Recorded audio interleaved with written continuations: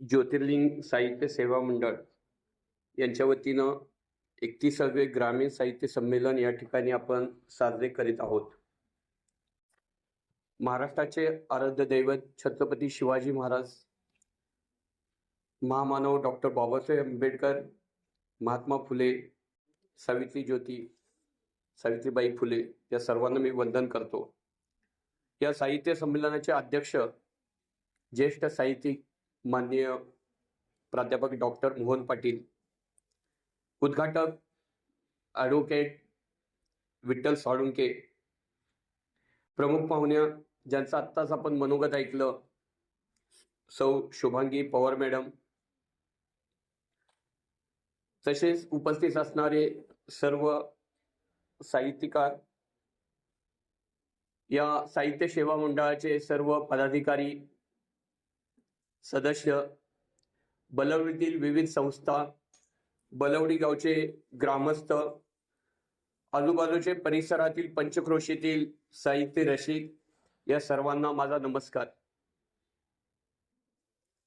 त्याचबरोबर आज या साहित्य संमेलनाच्या निमित्तानं ज्यांना पुरस्कार मिळालेले आहेत त्यांनी आपापल्या क्षेत्रामध्ये सर्वोत्कृष्ट कार्य केलेलं आहे, सर्वसामान्यांपेक्षा वेगळं कार्य केलेलं आहे.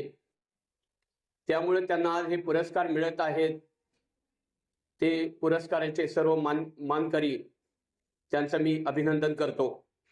आत्ताच नुकतीच एक आपण बातमी वाचली, कोल्हापूरचे ग्रामीण कादंबरीकार कृष्णात खोत यांच्या रिंगाण या कादंबरीला साहित्य अकादमीचा पुरस्कार मिळाला.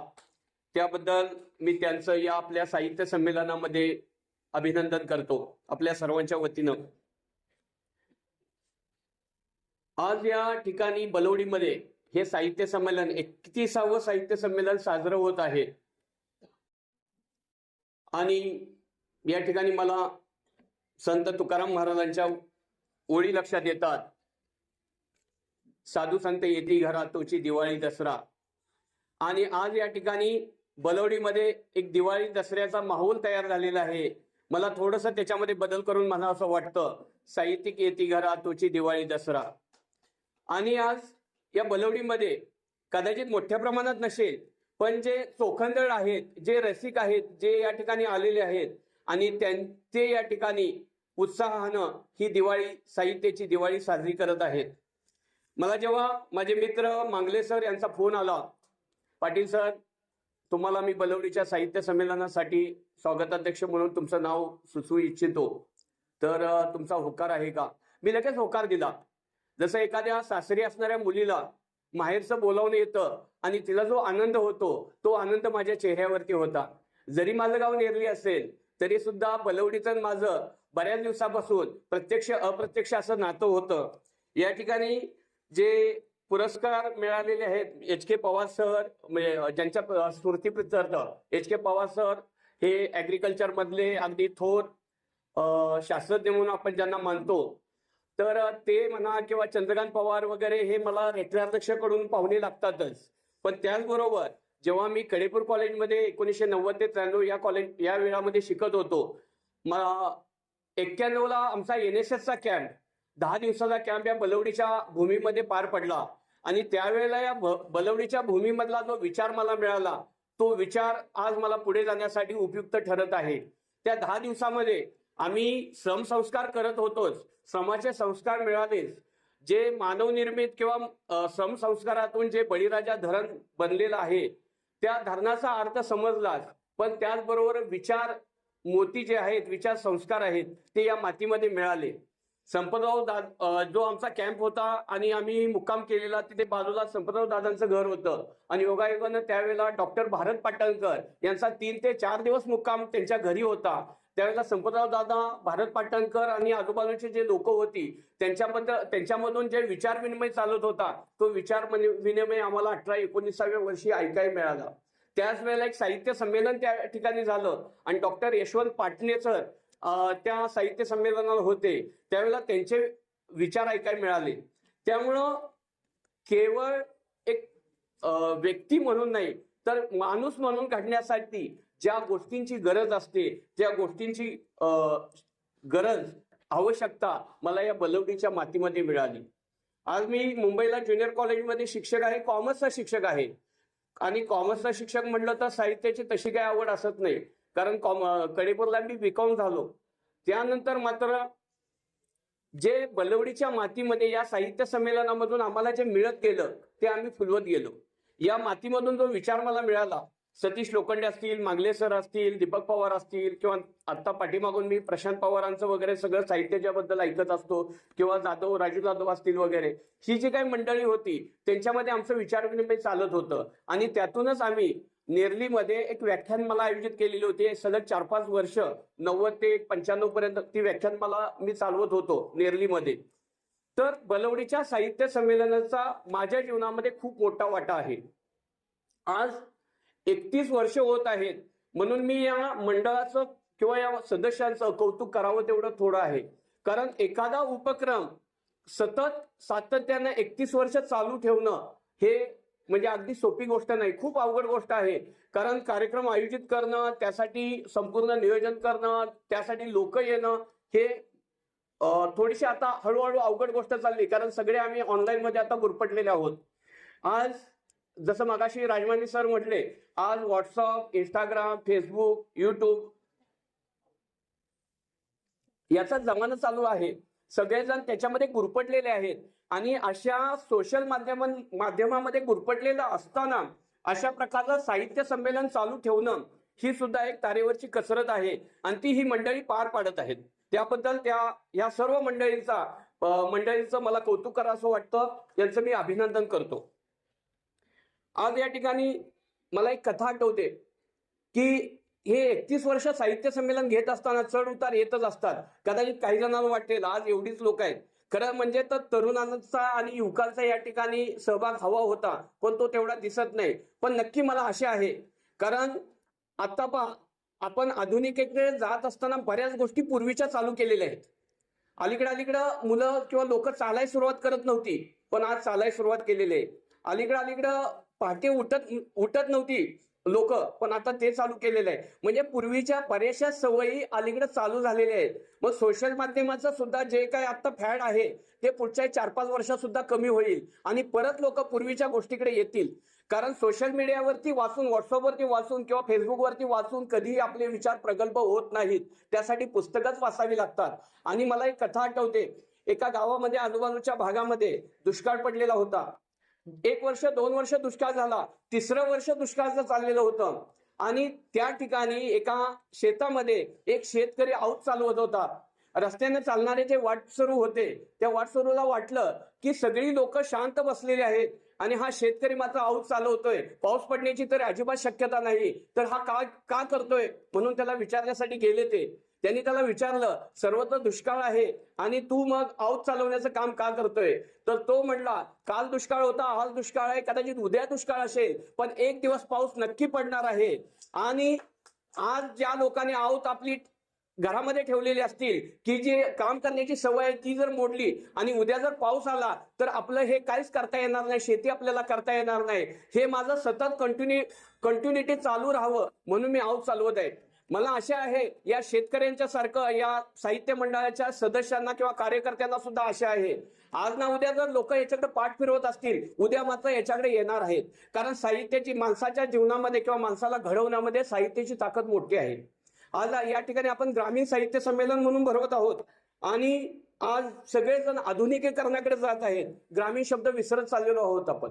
योगायोगानं आज मी कालच एक बातमी वाचली, शांतिनिकेतन सांगलीचं लोकपीठ त्यांनी एक प्रयोग केलेला होता किंवा संशोधन केलं आणि जवळजवळ 1900 शब्द असे शोधलेले आहेत की जे काळाच्या ओघामध्ये लुप्त होत आहेत. असे सगळे शब्द, जसं आपण ग्रामीण भागात जर म्हटलं, आपल्या किचनमध्ये गेलं तर उलटण आहे किंवा ताटली आहे किंवा भगुल आहे, असे जे शब्द आहेत, किंवा मोठ आहे, नाडा आहे, पाट आहे वगैरे जे काही शब्द आहेत ते विसरत आपण चाललेलो आहोत. पण ते शब्द आले पाहिजेत. योगायोगानं रवी राजमाने सर बोलत असताना अशा काही शब्दांची थोडस त्याच्यामध्ये येत गेलं आणि माझ्या लक्षात आलं की ग्रामीण साहित्याकडे लोकांनी जर अशासारखे लेखक असतील तर ग्रामीण साहित्याकडे नक्कीच आजचा युवक परत येऊ शकतो. जर आपण हे सगळे मोठमोठे नावाजलेले लेखकांचं ऐकत असतो, पण त्याच वेळेला जर शंकर पाटील आपण ऐकले किंवा अगदी आप्पासाहेब खोत यांच्या कथा ऐकल्या तर त्याच्यामध्ये माणसाच्या जीवनाचं चित्रण त्यांनी केलेलं असतं. तर असे कथा किंवा असे साहित्य आपल्याला वाचण्यास मिळालं पाहिजे. वाचनामुळं माणूस प्रगल्भ होत असतो. वाचनामुळं माणसाच्या विचाराची उंची वाढत असते. आपण सतत वाचन केलं पाहिजे, साहित्याचं वाचन झालं पाहिजे. वाचनामुळं आपल्या विचारांना एक बंदिस्तपणा येतो. तो बंदिस्तपणा किंवा व्यक्तिमत्वाला एक मर्यादा आपल्याला घालून घेता येते.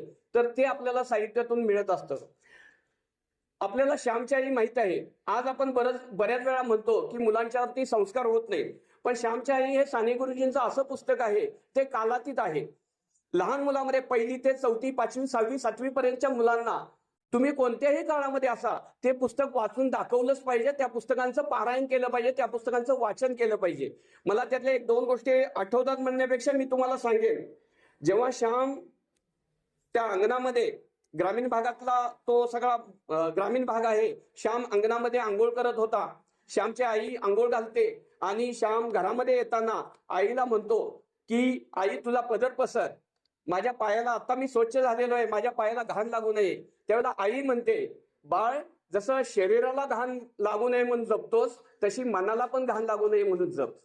बघ किती एक वाक्य आहे, पण एका वाक्यामध्ये खूप मोठा विचार आहे. आणि आमच्या छोट्या छोट्या मुलांच्यावरती संस्कार करण्यासाठी या कथा वाचून दाखवणं आणि त्याचं अर्थ समजून देणं हे कार्य आहे. तुम्ही कितीही मॉडर्न व्हा, पण हे विचार मात्र कुठे जाणार नाहीत, ज्याला कालातीत म्हटलं जातं.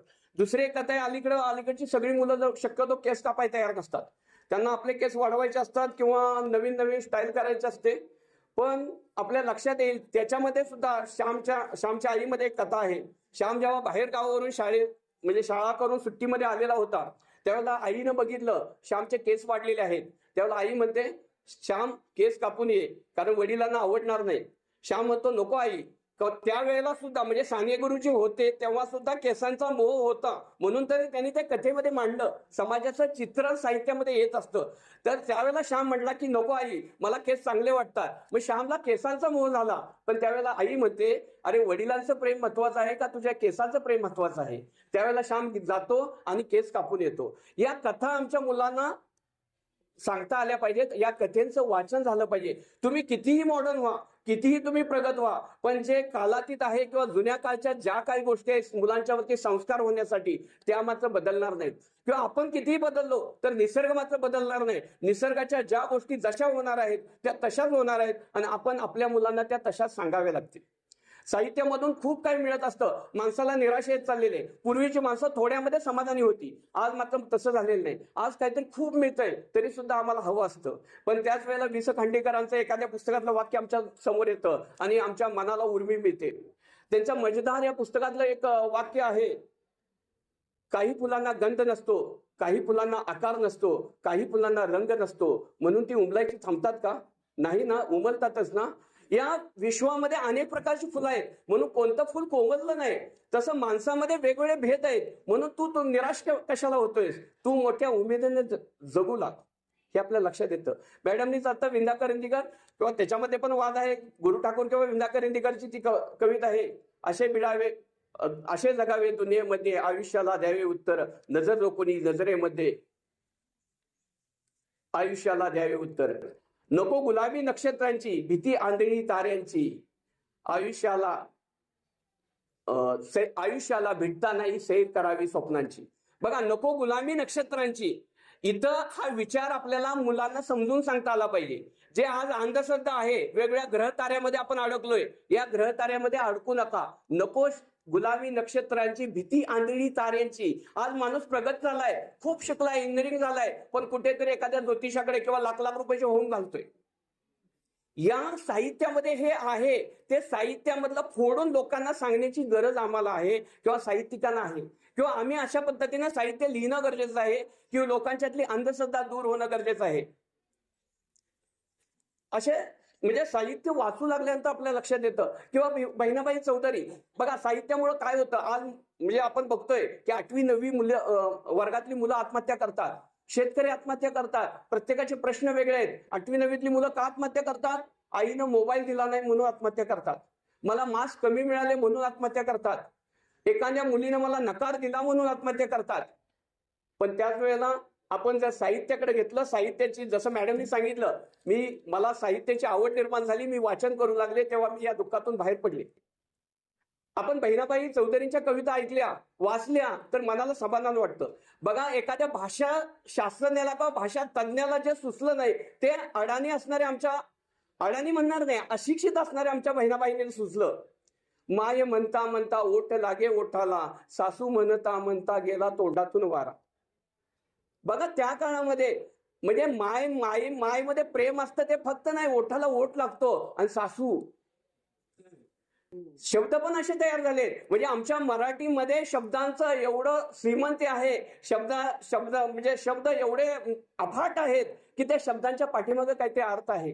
तो अर्थ आम्हाला जाणू लागलो, त्याच्यातली उकल करू लागलो की आनंद वाटतो. मग जीवनातले जे साधे साधे प्रश्न आहेत का, आम्हाला पैसे नाही मिळाले, हा मला वाईट बोलला, मला मान नाही मिळाला, मला पुरस्कार नाही मिळाला, हे सगळं निघून जातं. साहित्यामध्ये खूप काय असं आहे. काही कविता कालातीत असतात, काही कविता वेळेनुसार बदलतात. नारायण सुर्वेंनी सुद्धा अशा कविता लिहिल्या. आज आपण सगळे कामगार शेतकरीच्या प्रश्नाबद्दल बोलणारे सगळे लोक आहोत. नारायण सुर्वेंनी सुद्धा कविता लिहिली. 2 दिवस वाट पाहण्यात गेले, 2 दुःखात गेले, हिशोब करीतो आहे आता, किती डोहीवरती राहिले उन्हाळे. शेकडो वेळा चंद्र आला, तारे फुलले, रात्र धुंद झाली, भाकरीचा चंद्र शोधण्यातच जिंदगी बर्बाद झाली. आज आम्ही चंद्रावर गेलो म्हणून लेखच्या लेख लिहू लागलोय, छाती पिटवून घेऊ लागलोय. पण कितीतरी अगोदर नारायण सुर्वेंनी लिहिले, भाकरीचा चंद्र शोधण्यातच जिंदगी बर्बाद झाली. आज सुद्धा आमचं दुःख काय वेगळं नाही. कदाचित मी म्हणेन, नारायण सुर्वे पण म्हणतील, माझी कविता भविष्यकाळात खोटी ठरली तरी चालेल, पण सामान्य माणसाच्या जीवनामध्ये बदल झाला पाहिजे. माझं हे वाक्य खोटं ठरावं.